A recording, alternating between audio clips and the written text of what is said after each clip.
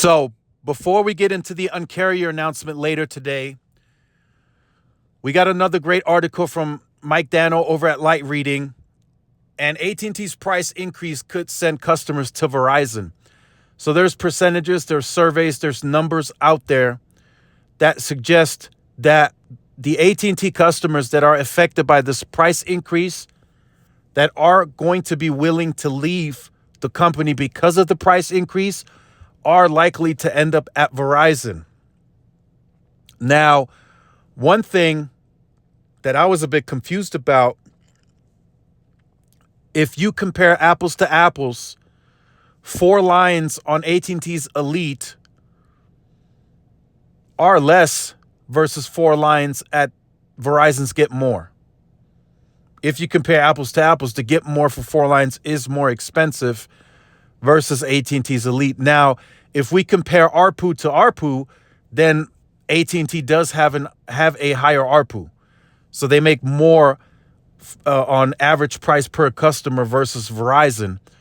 But if you compare apples to apples, on the highest end plan, Verizon does charge more for it, but they also give you more value. You get the Disney Plus bundle, Apple Music. You get a ton more value that's added into that higher price. So that potentially could be a deciding factor on choosing Verizon over AT&T's Elite plan for that customer. Now, here's what's interesting, and we'll see later on today, potentially over the next few weeks, how T-Mobile capitalizes on AT&T's price increase. Do they go aggressive? We already know there's an insider code, 20% off. We get third lines free. Again, that's probably not going to be marketed nationwide as to bringing in that foot traffic. So I think what T-Mobile is anticipating, they anticipate foot traffic to increase by default. Those customers that are affected by the AT&T price increase to call in, to walk into the stores, and then the T-Mobile sales rep to intercept that customer, and then, here's what we got, this is what we offer, and then here's how we close the deal. 20% off, stackable with the third line for free. That's going to look good to the AT&T customer. But again, there is still that perception gap. So that AT&T customer, by perception, is likely already automatically thinking and looking at Verizon because of the network perception, right? A lot of these guys that are affected by this price increase are likely loyal customers to AT&T that have been with AT&T 20 plus years. They are a older crowd, so they are likely to look at Verizon before looking at T-Mobile. That's why I'm saying we will see how T-Mobile capitalizes on that. One, how aggressive do they get? Two, what's the marketing behind it? Are they going to come with a huge national marketing push on this? Maybe perhaps include the price lock? We'll see. We will definitely see how aggressive T-Mobile gets and how they capitalize. Usually, T-Mobile always does the opposite, and they usually capitalize big on situations like this. So we'll see if the increase on the churn for AT&T is expected to peak at around 1.25 to 1.3%, which would be right around what T-Mobile's churn was with the Sprint customer legacy base. Maybe the Sprint was a little higher, but it's peaking right around that rate. So we'll see how T-Mobile responds, how they capitalize, and then we'll see. We still got to see what Verizon does, right? Does Verizon hold steady? Do they keep the same pricing? Do they increase?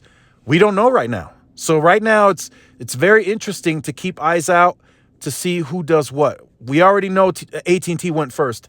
AT&T increased pricing on wireless. They increased pricing on home internet, home broadband by $3 for DSL customers. And I'm hearing that prices for DirecTV were also increased. I don't know by how much, but they were also increased. And again, by perception, all of that still ties into AT&T, right? Even though they sold and got rid of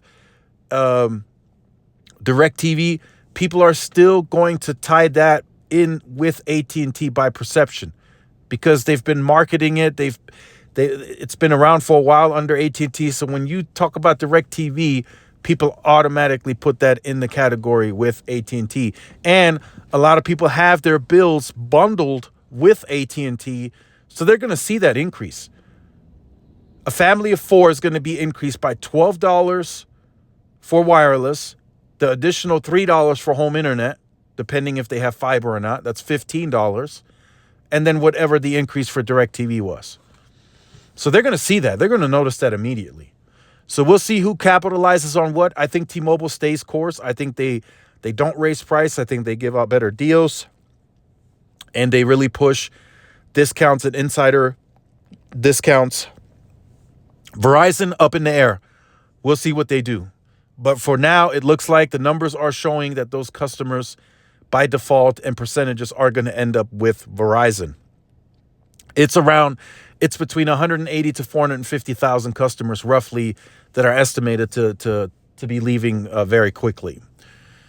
So let me know what you think about this in the comment section down below. Look forward to reading your comments. Make sure you guys like, share, subscribe to the channel. Follow my social media outlets for more updates and interactions. This is Tyrone with Tech Life, and I'll see you in the next one. By the way, also check out my Twitter, just for you guys that do stick around to the end. One of the Uncarrier moves is officially live already. I guess they kind of leaked that earlier by mistake or whatnot, but check out the Twitter, and I'll see y'all in the next one. Peace.